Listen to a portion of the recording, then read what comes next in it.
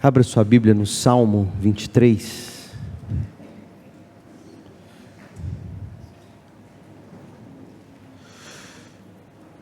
Nesta noite eu quero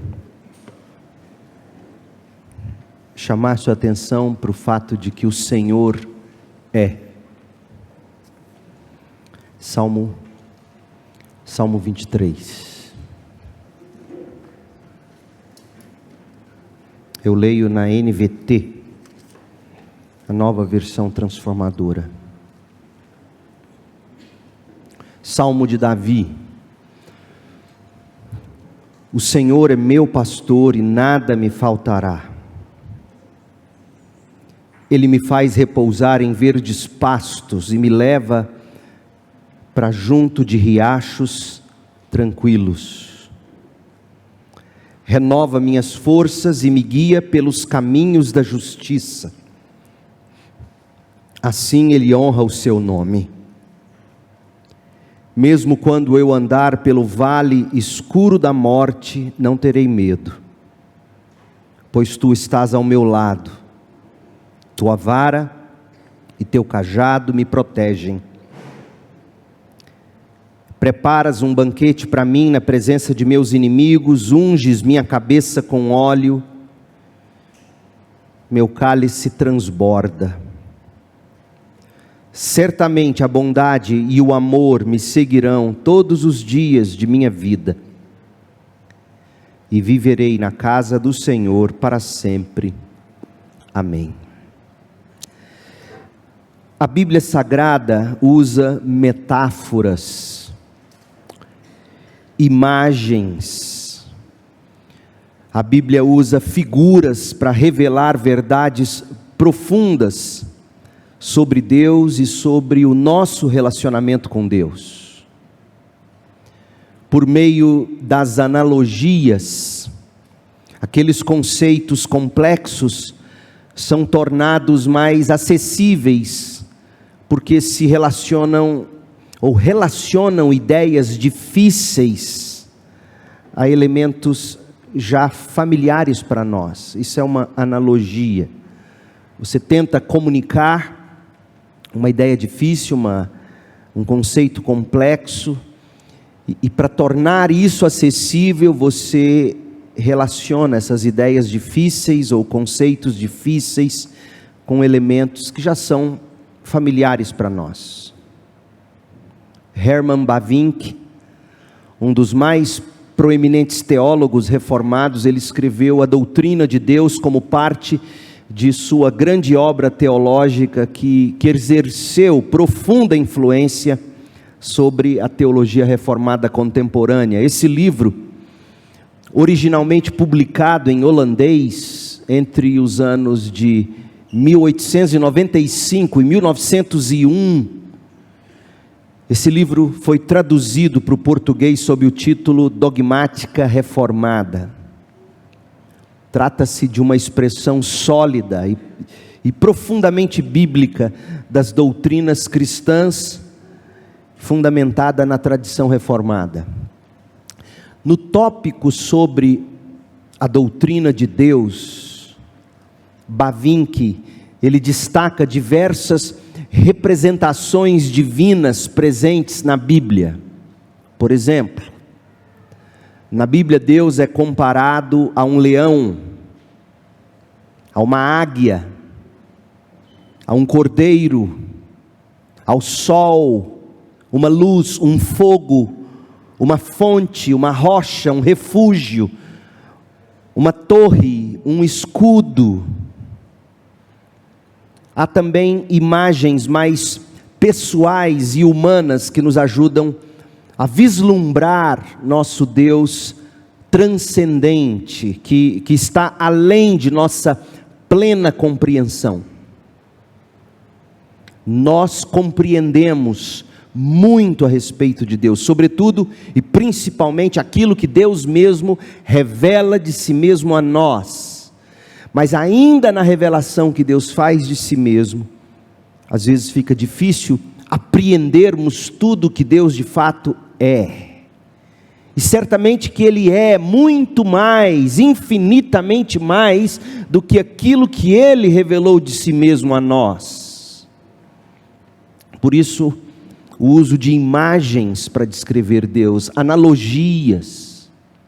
Wayne Grudem, outro destacado teólogo sistemático, ele destacou que Deus é chamado de Criador, de noivo, de marido, de juiz, de rei.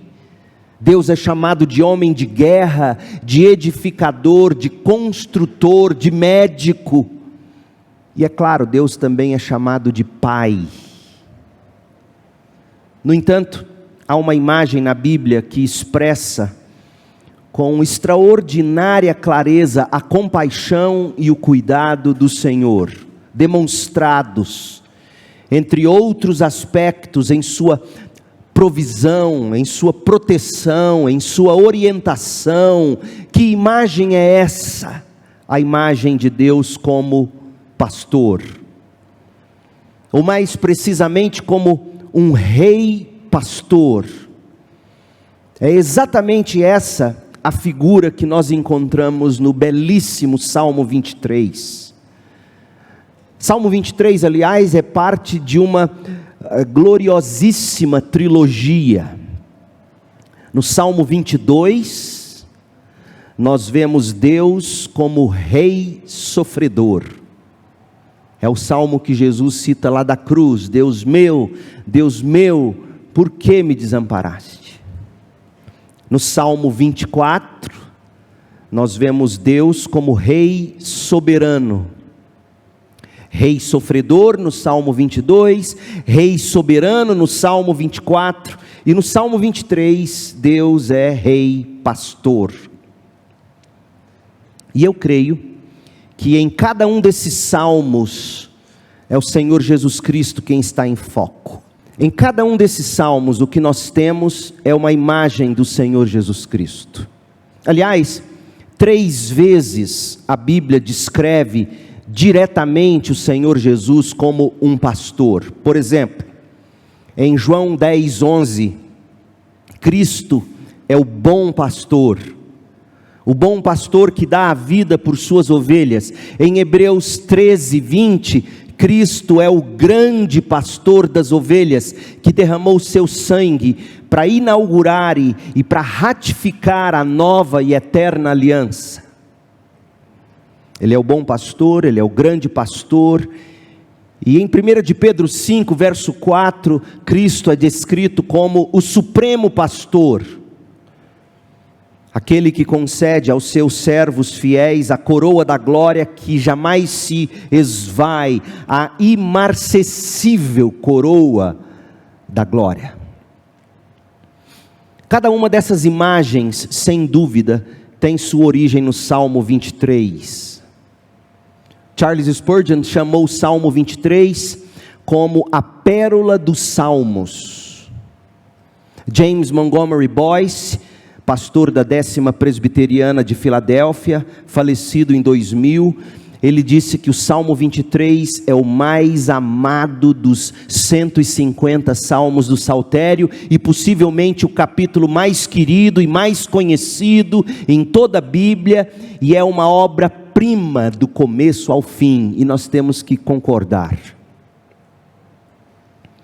Já um teólogo menos conhecido, Macbeth, ele chamou o Salmo 23 de o maior poema já escrito.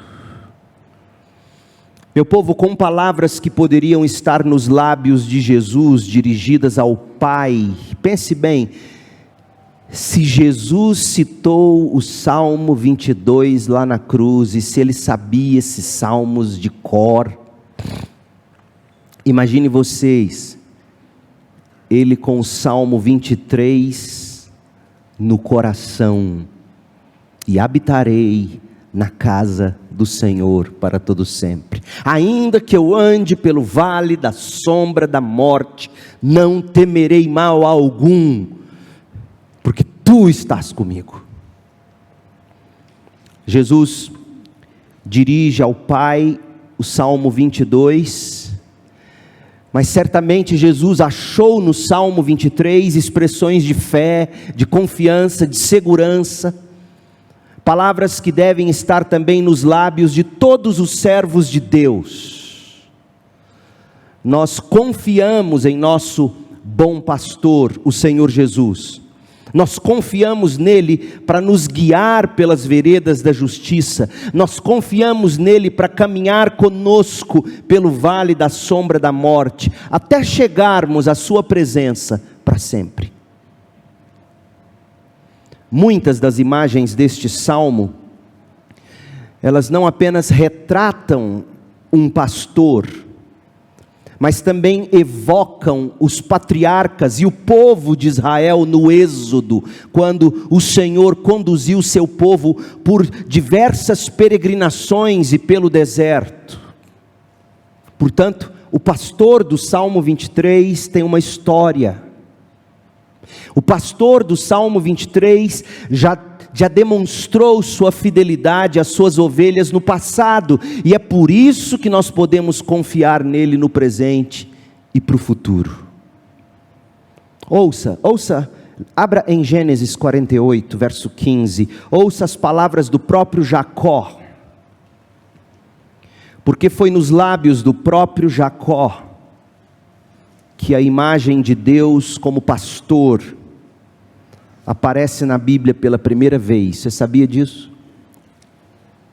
Se Jacó, tendo sido quem foi, pôde chamar Deus de seu pastor, qualquer um em aliança com Deus pode fazer o mesmo. Gênesis 48, 15, no contexto, Jacó está abençoando os filhos de José, Efraim e Manassés. E ele faz a seguinte declaração, e eu leio na NVT: em seguida, Jacó abençoou José, dizendo que o Deus diante do qual andaram meu avô Abraão e meu pai Isaque, o Deus que tem sido meu pastor. Outras versões colocam: o Deus que me sustentou. E o verbo sustentar aqui é extraído exatamente da imagem de um pastor que sustenta suas ovelhas com pastos. O Deus que tem sido meu pastor, o Deus que me sustentou, o Deus que me pastoreou durante a minha vida até este dia. Que esse Deus pastor, é a oração de Jacó, preserve meu nome e o nome de Abraão e Isaque, e seus descendentes se multipliquem grandemente na terra. Gênesis 48, 16. Note que aqui Jacó reconhece que Deus esteve com ele ao longo de toda a sua vida. Quando ele teve que fugir, porque seu irmão Esaú, a Bíblia diz isso, a própria mãe desses gêmeos diz a Jacó: fuja, porque seu irmão tem encontrado consolo em tramar o mal contra você. Você já se pegou nesse contexto, nessa situação? Sabendo que pessoas encontram consolo tramando o mal contra você, e você precisa fugir. Não importa se o mal que tramam contra você seja algo por mero capricho delas mesmas, ou seja algo que você tenha provocado, não importa. A gente sabe que é terrível, deve ser terrível, saber que pessoas encontram consolo em tramar o mal contra nós. E Jacó diz: Deus esteve comigo, ao meu lado, sustentando-me, cuidando de mim, tratando de mim como um pastor trata de suas ovelhas. E esse Deus não esteve apenas comigo, esteve com meu avô Abraão, esteve com meu pai Isaque. É maravilhoso, porque esse é um dos primeiros, se não o primeiro registro bíblico, onde Deus é descrito explicitamente como pastor. Um tema que vai ser ampliado, desenvolvido ao longo da Bíblia, sobretudo aqui no Salmo 23, culminando em Cristo como o supremo pastor. Entretanto, a imagem de Deus como pastor não é a única presente no Salmo 23. Há também aqui a imagem de um anfitrião, o rei anfitrião. Veja, nos versos 5 e 6 do Salmo 23, nós lemos que o rei pastor, agora também rei anfitrião, nós lemos que ele prepara uma mesa para os seus e os recebe com honra em sua casa, após terem sido seguidos por bondade e amor ou misericórdia todos os dias de suas vidas. Portanto, à medida que dedicamos nossas vidas, à medida em que você dedica sua vida a Cristo, ao serviço, na medida em que você se entrega ao Rei, Pastor, Anfitrião, o Senhor Jesus Cristo, a pergunta é: em que você pode plenamente confiar? Se você entra em uma aliança com Deus pelo sangue de Jesus Cristo, em que você pode confiar? O que Deus promete ser para você, fazer por você? A resposta está em 3 verdades preciosas que nos foram dadas e que você pode tomar para si hoje à noite. Primeiro, o Senhor é provedor. Versos 1, 2 e 3. O Senhor é provedor. Uma ovelha tem apenas um pastor, e Jesus é o pastor que conhece suas ovelhas pelo nome, e elas o seguem. Além disso, como ensina João 10, versos 27 e 28, Jesus dá a vida pelas suas ovelhas. É interessante, não sou eu quem diz, é João quem diz. Deus enviou seu Filho para que Ele, o bom pastor, desse a sua própria vida pelas suas ovelhas. Portanto, por quem Jesus morreu de forma eficaz? Pelas suas ovelhas. Eu dou a minha vida pelas minhas ovelhas. Ele dá a vida eterna. Elas jamais perecerão. Ora, se Ele faz isso para conduzir-nos à presença de Deus Pai, e é o que Ele fez por nós, 1 de João 3,18, Cristo deu a sua vida pelas ovelhas, para conduzir essas ovelhas ao Pai, o aprisco celestial. Se Ele fez isso, o que nos fará? O que então Ele nos fará por nós ainda nesta vida, hoje e amanhã, para garantir que vivamos para a sua glória e cheguemos em santidade ao lar celestial? Ele fará tudo. Ele revirará montanhas, se preciso for. O Senhor é provedor. Que tipo de provisão Ele faz? Primeiro, o Senhor nos provê sustento. Olha o verso 1, o Senhor, e na sua Bíblia a palavra Senhor está com todas as letras em maiúsculo, certo? Parece-me que na NVT não. Deixa-me checar. Confere. Senhor todas em maiúsculo ou não? Ótimo, porque deve ser. Porque é o nome Yahvé. É o nome do Deus da aliança. Portanto, as promessas deste salmo não é para todos irrestritamente. É para todos quantos entram em aliança com Deus. Jacó disse isso: o Deus da aliança com Abraão meu avô, o Deus da aliança com Isaque meu pai, o Deus da aliança comigo. Este salmo é para quem está em aliança com Deus pelo sangue de Jesus Cristo. O Senhor, Yahvé, é meu pastor. É meu pastor. A afirmação é enfática, ela é pessoal. A seguir, a Almeida Revista e Atualizada, a Nova Versão Transformadora, traduzem como nada me faltará. A NVI traduz assim: de nada terei falta.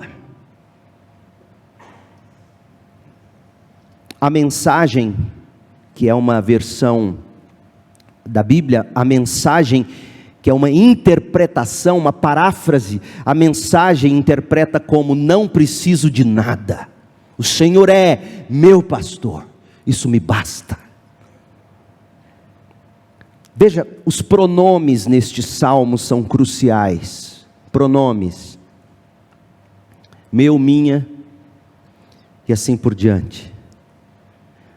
Os pronomes evidenciam o relacionamento íntimo entre o Senhor e as ovelhas. Na NVT, são 23 pronomes no total. 11 pronomes pessoais: eu, me, mim, tu, ele. 11 vezes. 12 pronomes possessivos: meu, minha, minhas, meus, tua, teu, seu. Por que importa notar que há pelo menos 23 pronomes neste salmo? Importa porque a predominância dos pronomes pessoais, dos pronomes possessivos, reforça a profunda intimidade entre Davi e o seu Deus. E destaca para nós a dependência do salmista quanto ao cuidado pastoral do Senhor. Ou seja, o único Deus, o único e verdadeiro Deus, o Deus vivo, o Deus de Abraão, Isaque, Jacó. Davi está dizendo: esse Deus é meu pastor, meu pastor. O grande eu sou de Êxodo 3,14, que não está limitado por tempo, por espaço, poder ou conhecimento, é meu pastor, e pode ser seu, se você entrar em aliança pelo sangue de Jesus. Ele vai deixar de ser um Deus, de ser Deus, distante lá no céu, para ser seu pastor.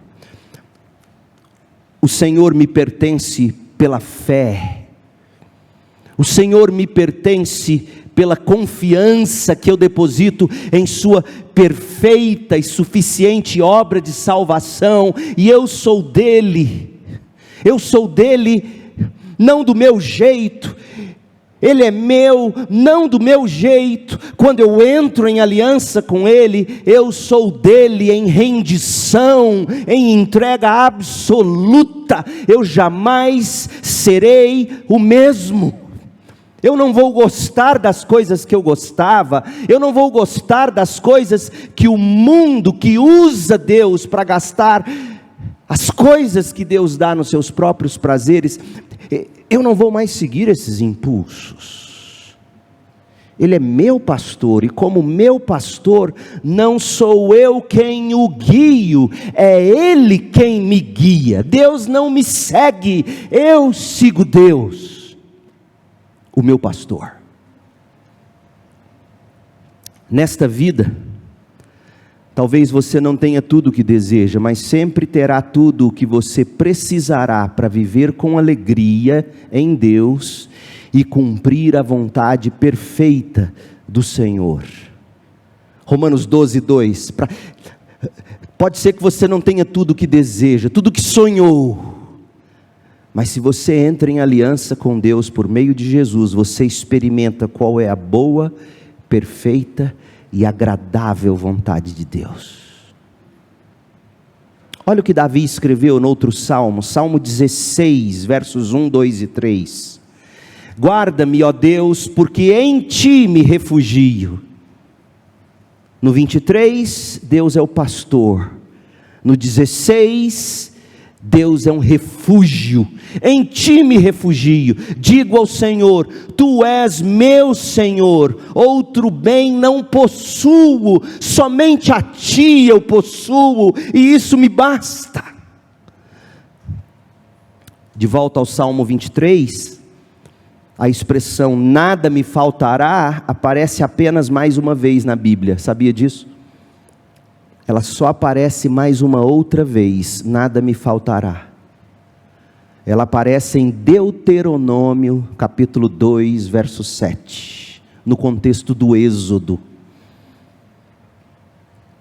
Lembra de Jacó dizer que Deus tem sido meu pastor, foi pastor do vovô, foi pastor do papai, e é meu pastor. O Senhor pastoreou seu povo pelo deserto até a terra prometida. O Senhor supriu cada uma de suas necessidades. Leia Deuteronômio 2:7. Olha o que diz: pois o Senhor, seu Deus, tem abençoado vocês, Moisés dizendo ao povo, em tudo que tem feito. Ele tem cuidado de cada um de seus passos por este grande deserto. E quantas vezes esse povo não sentiu o Deus ausente? Assim como você. Onde está Deus? Onde está Deus em meio às minhas lágrimas, em meio às minhas dores? Cadê o Senhor Deus? E Moisés está dizendo, Ele tem abençoado vocês em tudo que tem feito, Ele tem cuidado de cada um de vocês, cada um de seus passos por este grande deserto. Durante estes 40 anos, o Senhor seu Deus tem estado com vocês. E ouça a frase do Salmo 23, e nada lhes tem faltado. Deixa eu te dizer de onde Davi tirou inspiração para escrever o Salmo 23. Deixa eu te dizer, posso te dizer? Eu sei que você aprendeu a vida inteira que ele tirou inspiração do fato de que ele era pastor de ovelha e blá blá blá. Tem verdade nisso. Mas a grande inspiração para ele escrever o Salmo 23 foi a lei do Senhor. Porque na lei do Senhor ele meditava dia e noite. E quando ele se via deslocado, desalojado, como Israel no deserto, quando ele se via tendo que correr de Saul, do jeito que Jacó correu de Esaú, ele se lembra do Deus que foi pastor de Jacó, ele se lembra do Deus que não deixou faltar nada para Israel no deserto, e ele diz, o Senhor é o meu pastor, e nada me faltará. Na palavra de Deus nasceu os cânticos de Israel. De onde nascem os seus cânticos? O que te inspira a falar com Deus? Tem que ser a palavra de Deus. As ovelhas deixadas sozinhas não têm nada, mas sob os cuidados do bom pastor, nada lhes falta, agora e para sempre. O sustento que o Senhor nos dá, está descrito nestes termos, olha o verso 2, Salmo 23, 2. O Senhor é o meu pastor, nada me faltará. O que não me faltará? Verso 2. Ele me faz repousar. Não vai te faltar repouso. Ele me faz repousar em verdes pastos e me leva para junto de riachos tranquilos. Você terá repouso, você terá uma alma tranquila. E é curioso porque as ovelhas aqui deste salmo estão deitadas em pastos verdes. Ovelhas só deitam com barriga cheia, ninguém deita com fome, ninguém repousa com fome. Você já conseguiu dormir sentindo fome?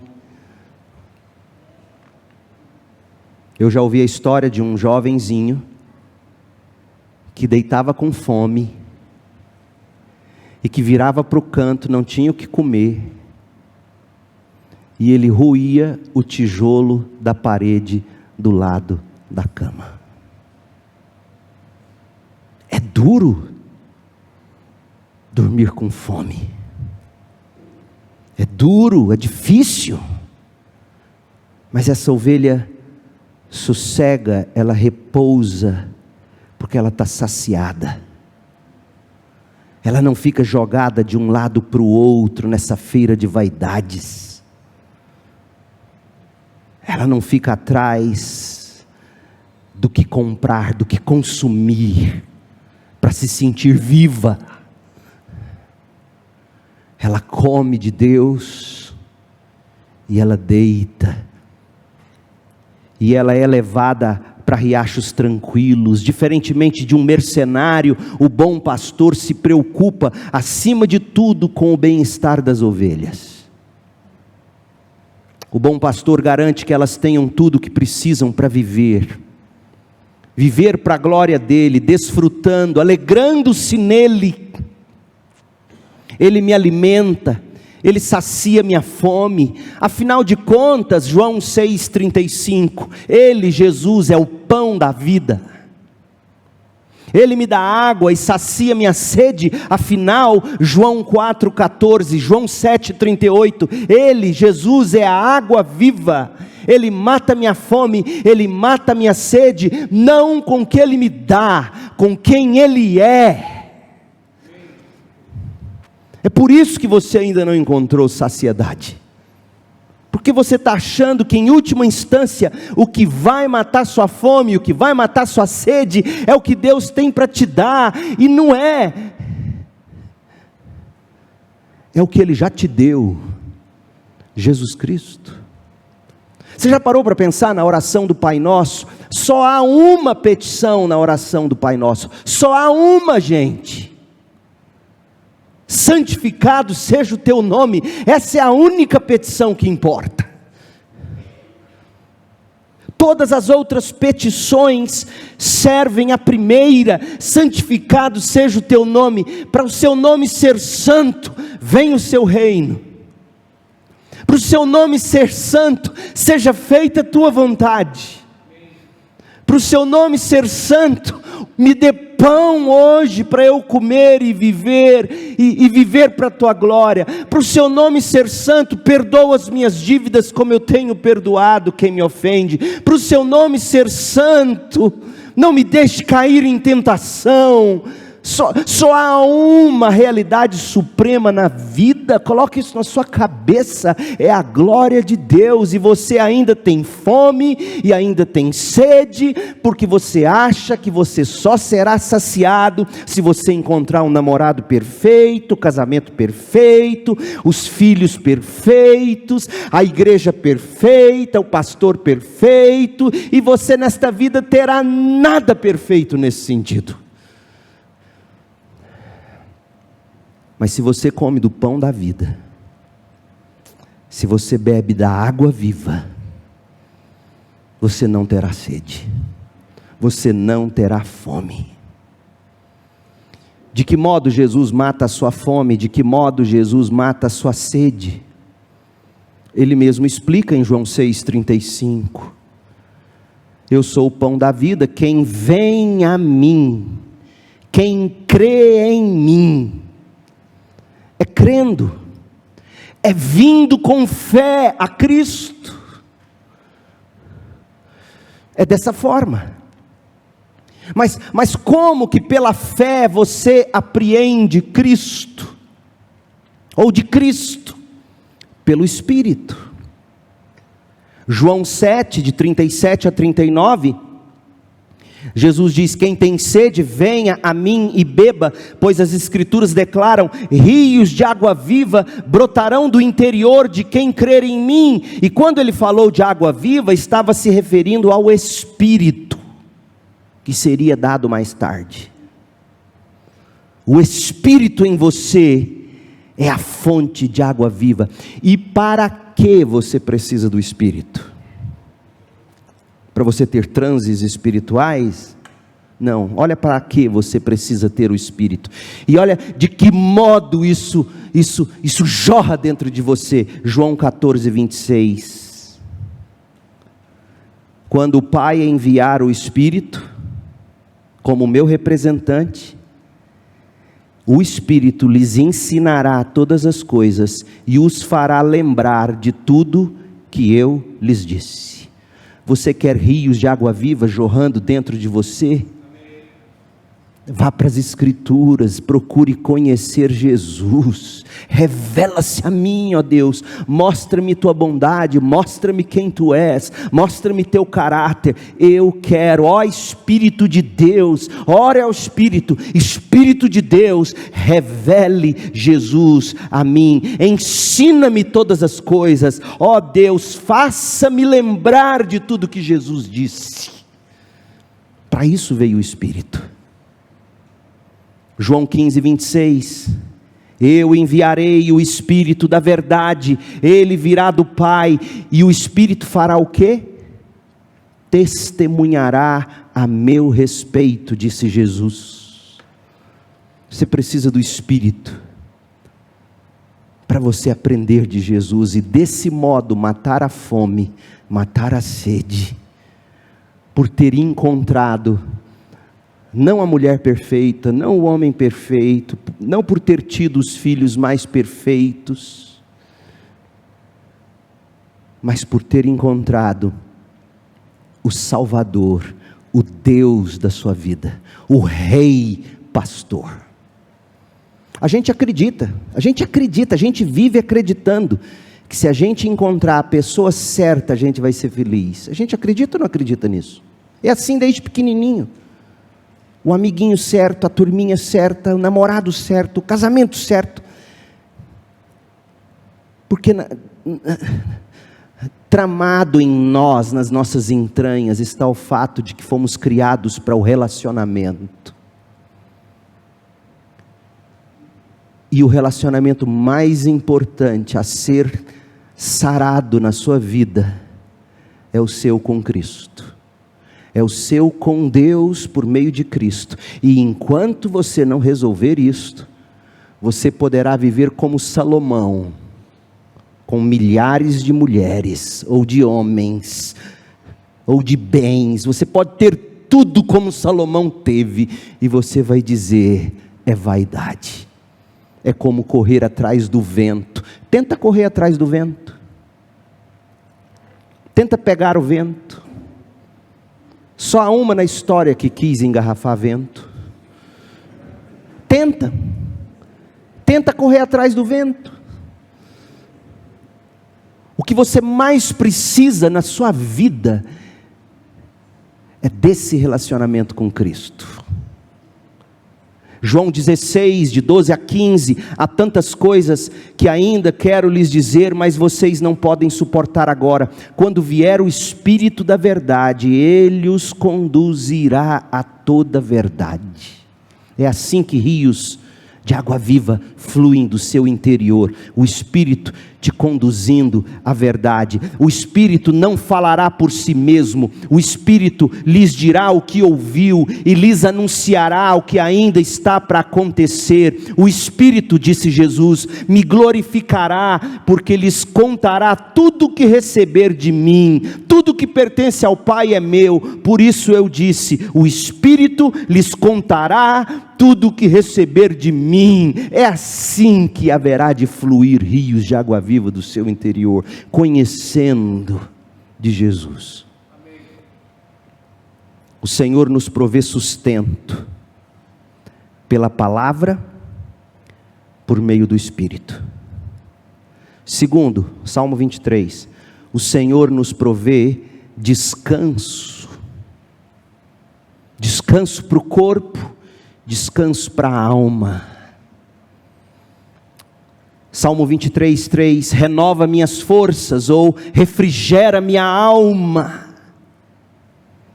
Minha alma aqui significa simplesmente minha vida, minha força para viver. É o Senhor quem te fortalece nos momentos de fraqueza. É o Senhor quem te restaura e te levanta quando você tropeça e cai. Ele coloca a vida na perspectiva correta, aí no seu coração. Ele alinha o foco, Ele ajusta sua miopia. Coloca na perspectiva correta, Ele te ensina, Ele te ensina a enxergar tudo com um olhar voltado para Deus, para a eternidade. O Senhor renova, o Senhor restaura por meio da palavra. Olha como você pode ler o Salmo 23:3. O melhor comentário do Salmo 23:3 é o Salmo 19:7. Refrigera minha alma, renova minhas forças. Salmo 23:3. Olha o Salmo 19:7. A lei do Senhor é perfeita, revigora a alma, restaura a alma, te dá força para viver. É sobre a palavra de Deus, ó crente. Quão diferente é a vida daqueles que não têm Jesus como seu pastor, ou que se esqueceram de que Jesus é o seu pastor. Márcia Hornock, ela capturou numa poesia a frustração e a decepção que experimentam todos quantos não têm Jesus como pastor, ou se o têm, o ignoram. Ela faz uma paráfrase poética do Salmo 23, para descrever a vida de quem não tem Jesus como pastor. Ela chama o Salmo 23 de antítese. Eu fiz a seguinte tradução: o relógio me ordena, não posso parar, só me deito quando estou a desmaiar. Ele me empurra à depressão profunda, atormenta minha alma e a deixa imunda, me faz andar em círculos de aflição, sufocado pela inquietação. Ainda que corra sem direção, nunca darei conta da obrigação. Os prazos e as necessidades de aceitação exigem de mim além da razão, ungem minha cabeça com dor e cansaço, e minha mesa transborda em descompasso. A fadiga e a pressão me seguirão todos os dias sem exceção, e habitarei no cárcere da frustração, sem esperança, sem solução. Essa é a vida de quem não tem Jesus como pastor. Mas não é assim para aquele que caminha com o grande pastor. Não. O bom pastor, ele restaura, ele renova e ele fortalece a alma. Ele dá o sustento, ele dá também o descanso. O Senhor, em terceiro lugar, provê direção. Verso 3: e me guia pelos caminhos da justiça, assim ele honra o seu nome. Ô meu povo, o cuidado de Deus é constante, o cuidado de Deus é compassivo. Ele nos guia, Ele nos conduz, Ele não te empurra, Ele não te força, Ele não te manipula, Ele não te engana. Ele te seduz, Ele te seduz com graça irresistível. E tendo seduzido você, te conduz com delícias e com prazer nele. Ele te conduz na direção certa, pelas veredas da justiça, na retidão da palavra de Deus. Ele te faz andar por caminhos justos, retos, aplainados. Guiados pelo seu Espírito e pela sua palavra, nós somos levados em Cristo a sentir de modo correto, porque seus sentimentos te pregam peças, seu coração mente para você, seu coração te faz promessas mentirosas, o diabo mente para você, seu coração mente para você, seus sentimentos mentem para você, o mundo mente para você. Você precisa da luz da verdade, que vai ajudar você a sentir de modo certo, a pensar de modo certo, a fazer o que é certo, a dizer o que é certo, a viver do modo certo, como está no Salmo 119, verso 105, tua palavra é lâmpada para os meus pés e luz para o meu caminho. O John Piper, ele ressalta que uma vereda de justiça é um caminho certo, seguido com a atitude certa, movido pela motivação certa. Essa é a vereda da justiça. Não é só você fazer o que é certo. Seguir pelas veredas da justiça do Senhor não é apenas fazer o que é certo, é ter prazer em fazer o que é certo, porque você pode fazer o que é certo desonrando quem mandou você fazer, ou não pode? É só olhar para os seus filhos tantas vezes, fazem o que você manda de cara feia, mas fez, você dirá, mas não fez com a motivação certa, com a alegria certa. O Senhor muda seu coração e te faz andar no caminho certo, com o coração certo. Fazer o certo de maneira certa, deixa eu te dizer uma coisa, é sinal de maturidade espiritual. É essencial para uma vida, para uma vocação eficaz. E sabe por que Ele faz isso? Sabe por que Ele te guia pelas veredas da justiça? Por amor do nome dEle. Ele é fiel ao nome dEle. Por isso que eu não gosto do hino, tu és fiel, quando diz fiel a mim. Ele é fiel ao nome dEle. Ele é fiel assim, fiel ao nome dEle. Ele te guia pelas veredas da justiça por amor do nome dEle. Você percebe o peso dessa declaração? Por amor do nome dEle. Você compreende o poder disso? Em última instância depende dEle querer, é para a glória dEle. O Senhor supre suas necessidades, Ele renova a sua vida, Ele te guia pelas veredas certas, Ele coloca a própria reputação dEle em jogo, quando Ele traz você para si. O nome dEle é a glória dEle. Se você ainda tem dúvida disso, leia o Salmo 106, verso 8. Assim mesmo Deus, o Senhor, os resgatou para proteger a honra do seu nome, para mostrar seu grande poder. Por que Deus resgatou o povo de Israel? Para honrar o nome dEle. Ele honra o nome dEle na sua salvação.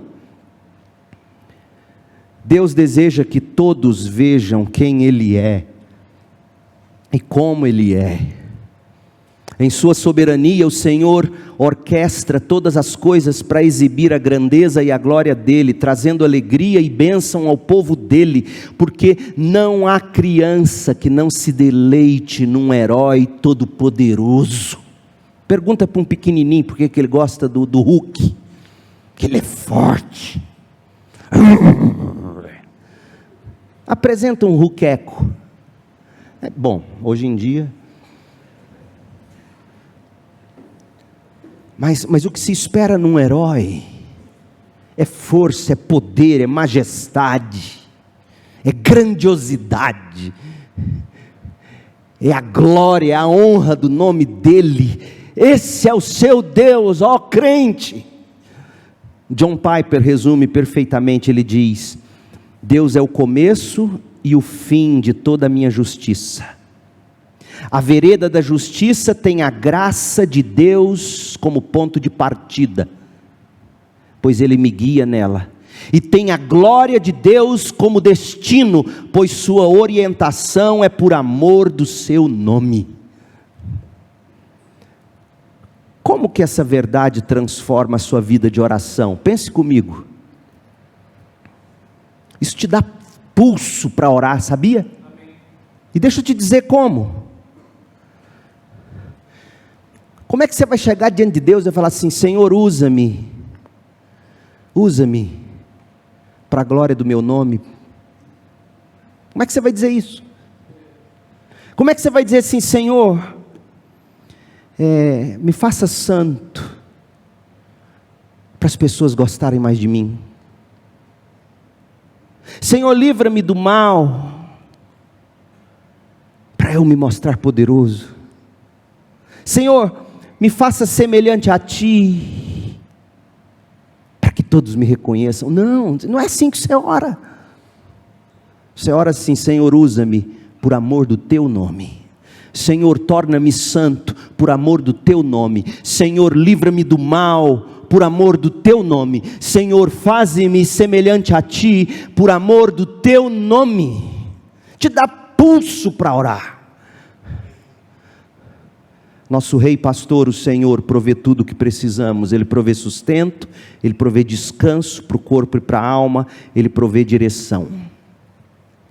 O segundo bloco do Salmo, versos 4 e 5.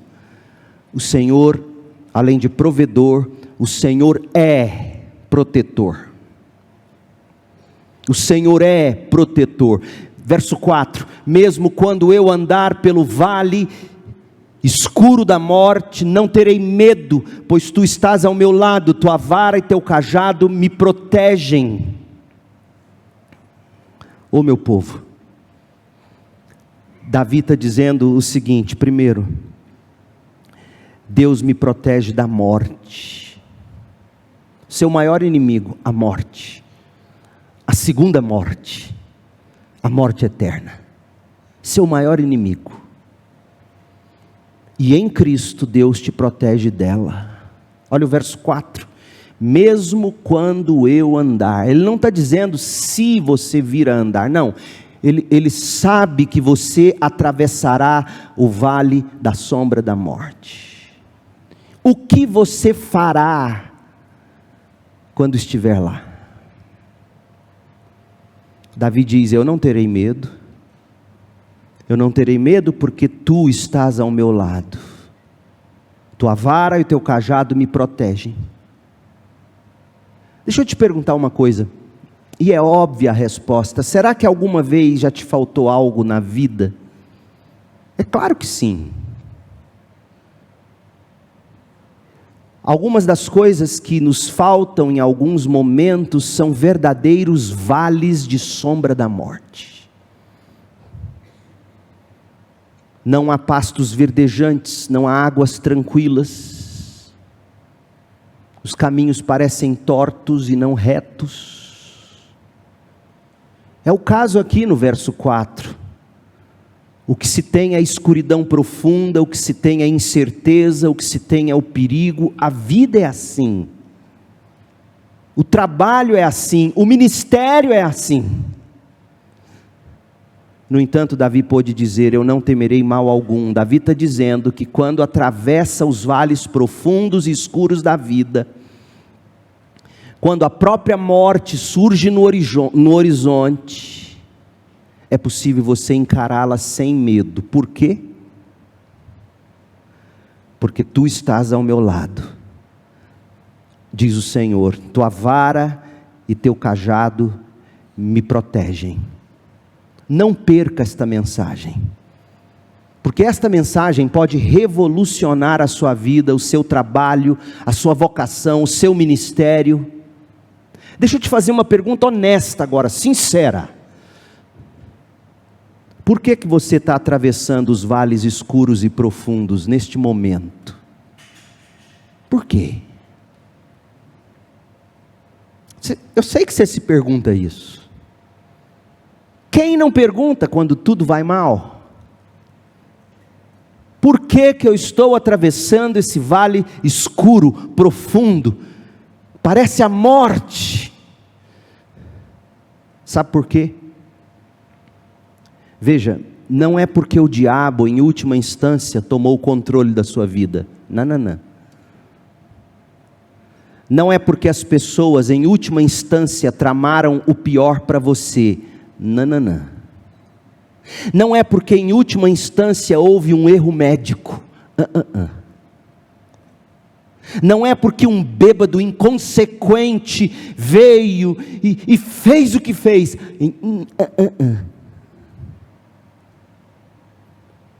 Sabe por que em última instância nós atravessamos o vale da sombra da morte? Porque é o bom pastor que está nos conduzindo. Ele está conduzindo você. Quando você anda pelo vale escuro da morte, saiba, isso faz parte da sua jornada, da minha jornada. A nossa jornada ela é composta de pastos verdejantes, de águas tranquilas, de veredas da justiça, tanto quanto de vale da sombra da morte. E por que que Deus faz isso? E por que que Deus nos guia pelo vale da sombra da morte? Porque sim, Deus poderia dizer: não, Satanás, você não vai tocar em Jó. Deus poderia ter segurado aquele bêbado no volante. Deus poderia ter dado um fiar de sabedoria para aquele médico que errou com você. Ou não podia? Deus poderia ter pegado a bala perdida e desviado para longe, ou não? Por que que em última instância tudo isso acontece? Porque é Ele quem nos faz andar pelo vale escuro da morte. Para quê? Para nos levar à sua casa. Faz parte da nossa jornada. Para nos levar à sua casa e lá passarmos a eternidade com Ele. Sabe por quê? Porque nós vivemos num mundo em que Deus mesmo submeteu todas as coisas à futilidade do pecado, na esperança de nos salvar. É obra de salvação na sua vida, ó crente. É para você poder dizer como Paulo disse, eu me lembrava desse texto sentado ali, Filipenses 3:10, olha o que Paulo escreveu: eu quero conhecer a Cristo, eu quero experimentar o grande poder que o ressuscitou. Mas como isso é possível? De um modo supremo, ele diz, atravessando o vale da sombra da morte. Olha o que ele diz: eu quero sofrer com Jesus, participando da sua morte, para que de alguma forma eu alcance a ressurreição dos mortos. É Deus quem te conduz pelo vale da sombra da morte, para que de algum modo você prove de Jesus. Desse modo, pastos verdejantes, águas tranquilas e vale da sombra da morte são todas mesas postas para os que são de Cristo Jesus. Eu posso ser sincero, talvez falte muitas coisas na vida quando você se coloca a seguir Jesus. Talvez vai te faltar amigos. Quando você disser que é crente mesmo, pode te faltar os amigos. Pode te faltar os fins de semana dos bloquinhos. Que situação, meu Deus do céu, quando eu lembro que eu ia nisso, bem, do jeitinho que o diabo gosta. Que desgraça. Bem, cerveja quente. Quando eu passo naquela pecuária e lembro daquilo. Para que eu falei isso? Quando você entrega a sua vida a Jesus, pode ser que te falte amigos, pode ser que te falte fins de semanas badalados,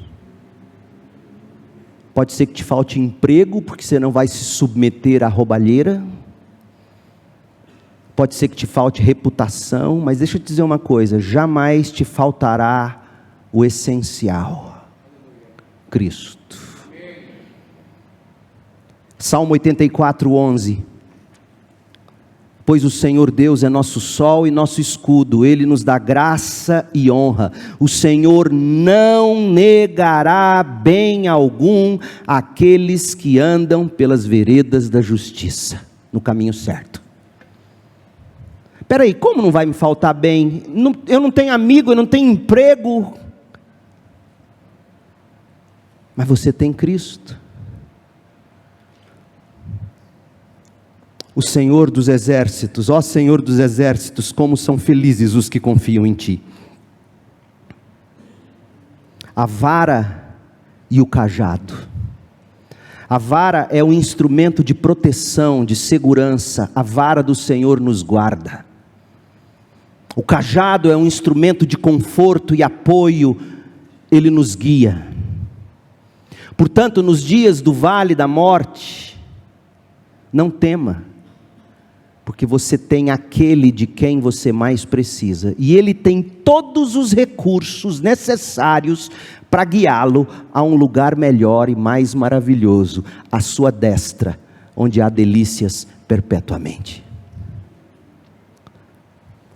Nos momentos mais escuros da vida, de quem você realmente precisa?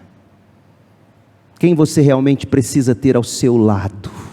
Oh, meu povo, muitas vezes vão te abandonar. Abandonaram Paulo. Ele diz, no meu primeiro julgamento, está lá em 2 Timóteo, todos me abandonaram, todos. Mas o Senhor não. O Senhor esteve ao meu lado. Porque até mesmo as piores coisas, o Senhor torna em bem para nós. Amém. Releia a história de José do Egito, vendido pelos irmãos por ódio. José não teve tempo de dizer tchau para quem ele mais amava na casa dele. E lá no final de tudo, Gênesis 50, versículo 20, eu amo o Deus de José. Esse Deusinho aí que estão pregando aí hoje, é um Deusinho muito chinfrim. Agora o Deus de José não. Olha o que José diz. Gênesis 50, 20. Vocês, meus irmãos, pretendiam me fazer o mal. Aí alguns vão dizer, mas Deus permitiu. Não. A NVT foi na jugular. Que beleza, que lindo. A NVT traduziu assim: vocês pretendiam me fazer o mal, mas Deus planejou tudo para o bem. Vocês fizeram o mal, e Deus sabia desde antes da fundação do mundo, e Ele assim decretou que fosse, porque Ele planejou que tudo isso fosse para o bem. E Deus me colocou neste cargo para que eu pudesse salvar a vida de muitos. E foi baseado nessa doutrina da soberania de Deus, soberania absoluta de Deus, que José conseguiu perdoar os irmãos e amá-los até o fim. Ah, quando você tem um Deus soberano, você para de mimimi. Você descansa. O Senhor se faz presente em face dos inimigos. Ele atravessa o vale da sombra da morte, te protegendo, e Ele se faz presente. Olha o Salmo 23, 5, a gente está terminando. Preparas um banquete para mim, na presença dos meus inimigos. Eles continuam ao meu redor, eles continuam inflamados. Mas eu estou contigo, na tua presença, servido pelo Senhor, e é isso que importa. Sabe uma coisa que nós crentes temos que aprender? A gente acha que a vida vai ficar boa quando tudo ficar bem. Deixa eu te contar um segredo. Não vai ficar nada bem enquanto estivermos aqui. Sempre vai ter um boleto para pagar, um filho rebelde para cuidar, uma doença para encarar, um maledicente para te machucar. Sempre. As presas do sofrimento jamais nos deixarão deste lado do céu, lado de cá. Mas a gente aprende a sentar com o Senhor à mesa, na presença de todos os inimigos. A gente tem sossego. Se paz a mais doce me deres gozar, se dor a mais forte eu sofrer, seja o que for, tu me fazes feliz, ó Senhor. Sou feliz com Jesus, ainda que com os inimigos à volta. Preparas um banquete para mim na presença dos meus inimigos. Unge a minha cabeça com com óleo, recebe-me como hóspede de honra, e me dá muito mais do que eu preciso, o meu cálice transborda. O Senhor é provedor, o Senhor é protetor, e o último verso, o Senhor é permanente. Verso 6, certamente a bondade e o amor do Senhor me seguirão todos os dias, permanentemente, todos os dias da minha vida, e viverei na casa do Senhor para todo sempre. O Salmo 23 não é só para velórios, até porque ele fala de vale da sombra da morte, ele fala de habitar na casa do Senhor, isso tudo de algum modo nos remete à morte. Mas o Salmo 23 é para quem está vivinho e não quer que a alma morra de desgosto num mundo como o nosso. Que não se desespere. Ele quer que você entenda que só há uma pessoa que estando em Cristo, só há um que de fato te persegue. Não é o diabo, não são seus inimigos. Quem de fato te persegue todos os dias da sua vida é o Rei Pastor, com bondade e misericórdia. Como assim, pastor? Olha o que eu estou sofrendo. Porque você ainda não aprendeu a enxergar que todas as coisas cooperam para o seu bem. No dia que você entender isso, você vai entender, você vai descobrir, você vai acordar e dizer: não é o diabo que vive me perseguindo. Não são meus algozes que vivem me perseguindo. Não é a falta de dinheiro que vive me perseguindo. Quem vive me perseguindo é a bondade e a misericórdia do Senhor. É Ele quem me faz repousar em pastos verdes. É Ele quem me leva para junto de águas tranquilas. É Ele quem refrigera a minha alma. É Ele quem me guia pelos caminhos retos. É Ele quem atravessa comigo o vale da sombra da morte com a sua vara e o seu cajado. É Ele quem põe uma mesa para mim na presença dos meus inimigos, unge a minha cabeça com óleo, faz meu cálice transbordar. É Ele que com bondade e misericórdia tem estado comigo todos os dias, até aquele grande dia, quando eu verei face a face e habitarei com Ele para todo o sempre. É sobre Ele. Deixe de lado o vitimismo. Deixe o cajado do pastor te tocar hoje à noite. Não o meu, o do Senhor Jesus Cristo. Deixe o bordão de Jesus Cristo te tocar hoje à noite. Venha para o colo dele, renda-se, submeta-se a ele, arrependa-se, creia nele, receba-o como pastor.